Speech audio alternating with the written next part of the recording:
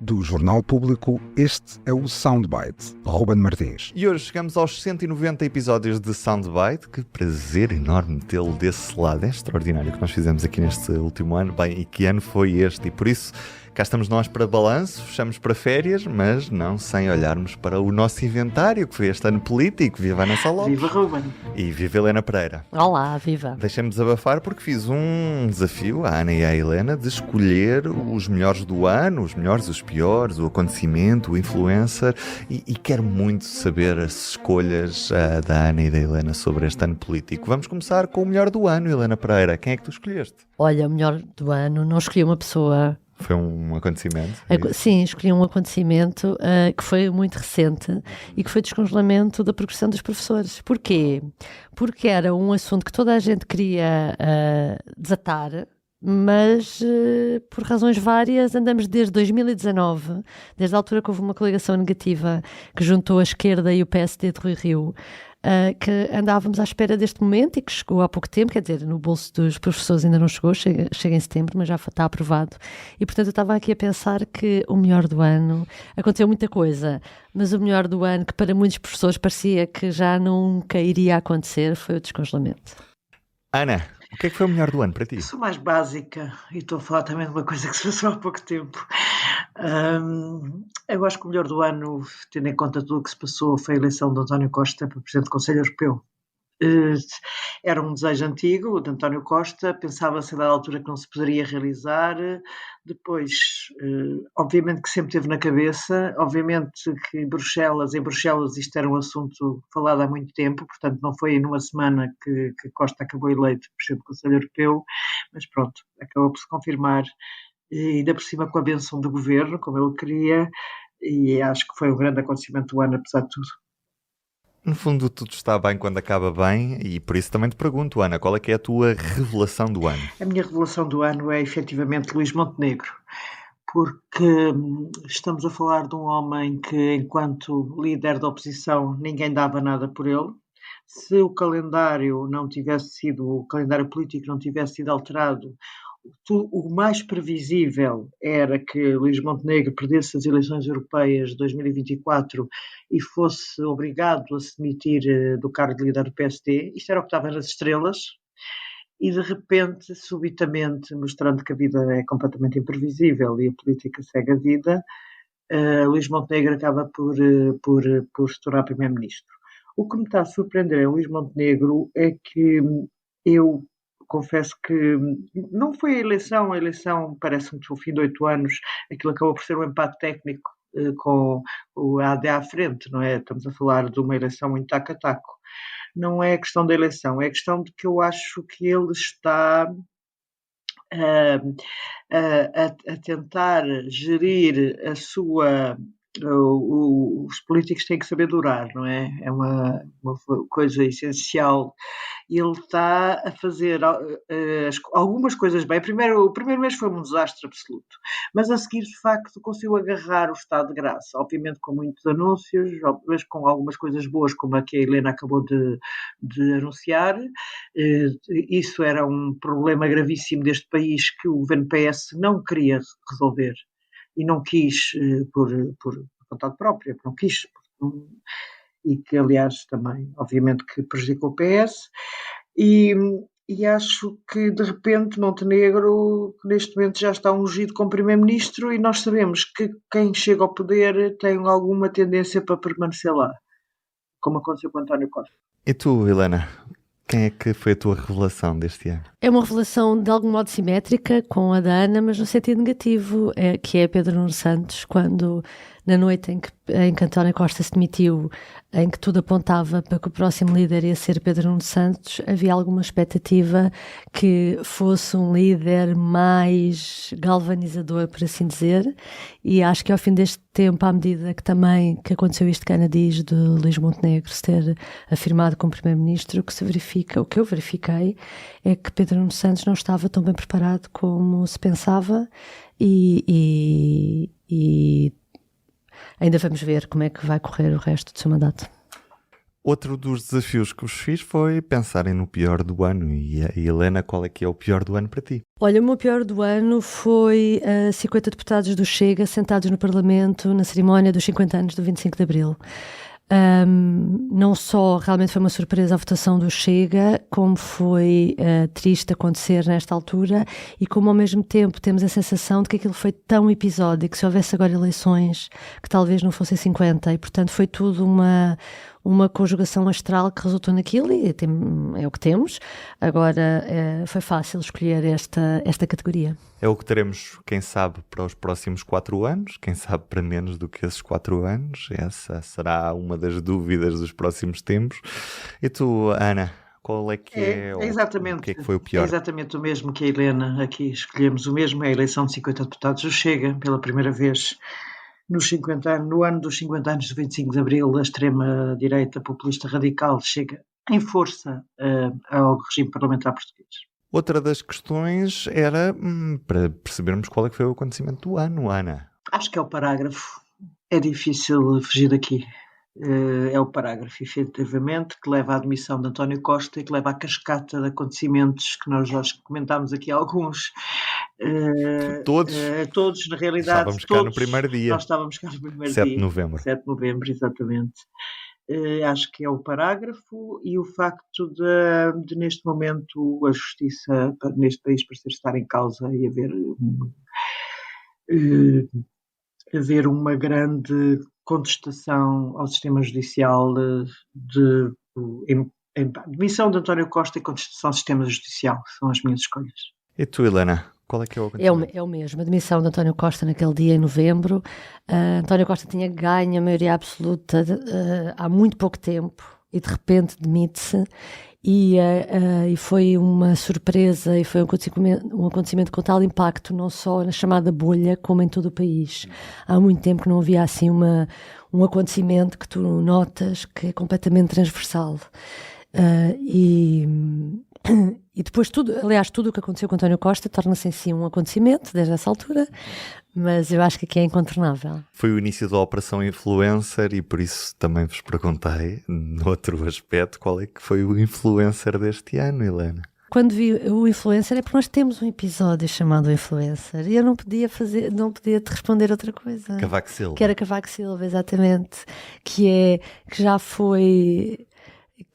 Que era o comentador em teletrabalho, lembras? Depois foi o influenciador, ou seja, numa altura em que eu acho que também já dissemos isso aqui, ele nunca esteve tão ativo como ultimamente, ele esteve muito ativo mesmo na própria ascensão de Luís Montenegro e na campanha eleitoral de Luís Montenegro. Percebe-se que Cavaco Silva sentiu-se impelido a lutar contra a maioria absoluta de António Costa e houve ali um clique e ele achou que era assim uma das suas últimas missões cívicas pelo país e continua pelos vistos, não é? Ana. Bem, eu vou deixar de fazer este soundbite com a Helena Pereira porque penso demasiadamente parecida com ela e isso, pronto, estraga tudo, não é? Portanto, não sei se me vou demitir aqui daqui hoje ou assim.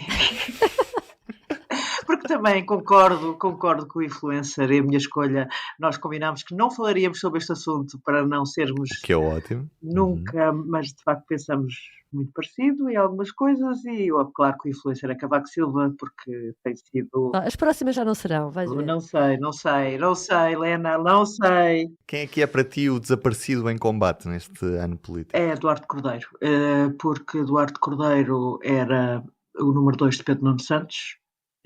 Sempre foi, desde o tempo em que eram os dois muito jovens na JS, eles fizeram uma carreira política lado a lado e mesmo dentro do governo, mesmo quando Pedro Nuno Santos resolveu apresentar aquela moção ao Congresso da Batalha, Eduardo Cordeiro assinava também a moção e a verdade é que por causa da justiça, Eduardo Cordeiro decidiu pôr uma espécie de fim à sua carreira política, enquanto o assunto não ficasse completamente resolvido. Lá aceitou muito a contragosto fazer parte do Secretariado Nacional, mas ninguém o ouve falar. Ele desapareceu da cena política, não quis ser deputado, não quer ser candidato à Câmara de Lisboa quando era o candidato mais desejado. pelo PS, nomeadamente pelo secretário-geral. Portanto, para mim é o desaparecido em combate. Ele seria o número 2 de Pedro Nuno Santos. E, aliás, a Helena dizia há bocado que estava um bocado desiludida com a liderança de Pedro Nuno Santos. Eu acho que a liderança de Pedro Nuno Santos seria melhor se tivesse Duarte Cordeiro a seu lado. E falta Duarte Cordeiro a Pedro Nuno Santos. Helena, escolheste a mesma pessoa? Não. Uau. É ótimo. O meu desaparecido em combate é Marcelo Rebelo de Sousa. Eu acho que depois deste ano porque depois do desgaste que o Presidente sofreu com o caso das gêmeas, também desde novembro, desde a mesma altura praticamente, desde a demissão de António Costa, temos um Presidente da República profundamente fragilizado aliás, de repente dei por mim nas últimas semanas a pensar que o país vive sem Presidente da República. Porque eu nem me recordo em que é que tem sido determinante, para não falar da ausência, no caso da Justiça, da ausência de tomada de posição numa área que tradicionalmente os presidentes eram influentes e ouvidos e escutados. E, portanto, eu acho que por causa de uma série de circunstâncias, nomeadamente o caso das gêmeas, que o feriu, não direi de morte, mas o abalou como nada antes o tinha abalado, quase não temos presidente. Até porque chegámos ao final deste ciclo político com um presidente com nota negativa, mesmo que arredondado seja positivo, mas a nota que os portugueses lhe dão na última sondagem pública RTP Antena 1 é inferior a 10 pontos. Outra das questões era o prémio Quem é Vivo Sempre Aparece. Quem é que voltou a aparecer este ano, Ana? Bem, a Dona Constança. Para mim o prémio vai diretamente para António Vitorino, um histórico socialista, que já foi muita coisa no partido e que foi apontado várias vezes para ser candidato à presidência da República, para ser líder do PS, e ele próprio usava sobre si, cada vez que era apontado para um desses cargos, uma frase que era: não há festa nem festança onde não apareça a Dona Constança. Ele se dizia que era a avó que costumava usar esta frase: não há festa nem festança. A verdade é que este ano voltou a Dona Constança, porque não só António Vitorino era apontado como um potencial cabeça de lista do PS às eleições europeias, acabou por não se confirmar, Pedro Nuno Santos optou por Marta Temido, como também é apontado como um dos nomes possíveis para candidato à presidência da República pelo lado do PS. Portanto, voltou a Dona Constança. Para mim é o que é vivo, sempre aparece. Há muito tempo que António Vitorino não era um would-be do PS e passou a ser. Outra vez. Quem é vivo sempre aparece, Helena Pereira? Olha, Ruben, também fugi para algo que não é uma pessoa e para mim foi o aeroporto de Alcochete, porque para mim é um regresso ao passado. Ao fim destes anos todos, regressamos ao governo da Sócrates e à altura em que o então ministro Mário Lino dizia Alcochete jamais. E depois houve uma altura realmente em que começou a se ficar assim longe, sob uma miragem no deserto, não é? E de repente, eis que depois estás tudo inclinado para Montijo, pronto, o país se curva e aceita e... Deixa-me dizer que... E é completamente consensual. José Sócrates tem um comunicado... Pois tem. Este ano falámos muito em comunicados, mas este comunicado de José Sócrates... Mas ele tem razão nesse. Tem, assinava por baixo desse comunicado, porque aquilo é política pura e é José Sócrates de alto a baixo e foi muito, muito engraçado, acertou completamente em tudo. Ana, uma previsão para o próximo ano. É um ano em que fazer previsões são totalmente arriscadas. É sempre arriscado fazer previsões políticas ou outras. Enfim, já sabemos. Este ano deu-nos suficientes lições sobre a utilidade das previsões, que muitas vezes é nula. Mas eu vou arriscar dizendo que o orçamento... Ana, estás a querer despedir já o Marcos Mendes? Não pode ser assim. E o Paulo Portas? Não pode ser assim. Não. Vou arriscar. O orçamento é aprovado com o voto a favor do Chega e o voto contra do PS. E não há eleições antecipadas. fica a previsão, voltaremos a essa previsão lá mais para a frente, em outubro do próximo ano, não deste ano, depois das férias. E tu?